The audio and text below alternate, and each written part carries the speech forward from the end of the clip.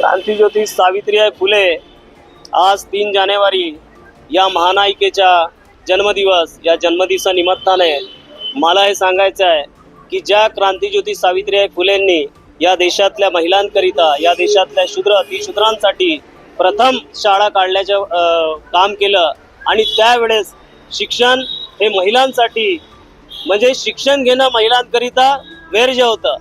कुठल्याही मनुवादी यंत्रणेमध्ये संविधानामध्ये महिलांना आणि शूद्र अतिशूद्रांना शिक्षणापासून वंचित ठेवलं गेलं होतं। अशा मुश्किल घडीमध्ये क्रांतिज्योती सावित्रीबाई फुले हा निघाल्या शिक्षण देण्याकरिता, मोफत शिक्षण देण्याकरिता, आणि त्यांना कितीतरी हाल अपेष्टा सहन करावं लागल्या।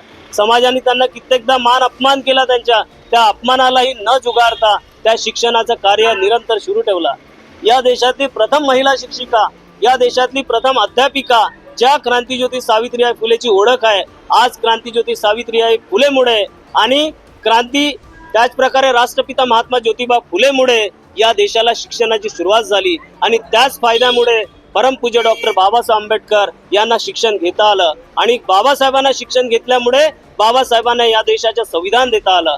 आज बाबासाहेबांच्या संविधानामुळे क्रांतिज्योती सावित्रीबाई फुलेच्या शिक्षणामुळे ज्या महिला उच्च पदावर गेल्या, डॉक्टर, इंजिनियर, प्रोफेसर, मुख्यमंत्री, प्रधानमंत्री, राष्ट्रपती, आज देशाच्या राष्ट्रपती महिला आहेत, हे सगळं जर कुणामुळे झालं असेल तर क्रांतिज्योती सावित्रीबाई फुलेमुळे।